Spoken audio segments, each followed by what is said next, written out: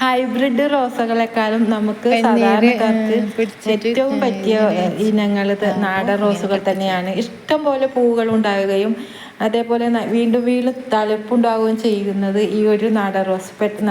ഒരിക്കൽ നട്ട് കഴിഞ്ഞെങ്കിൽ അത് നശിച്ചു പോകുന്നേ ഇല്ല.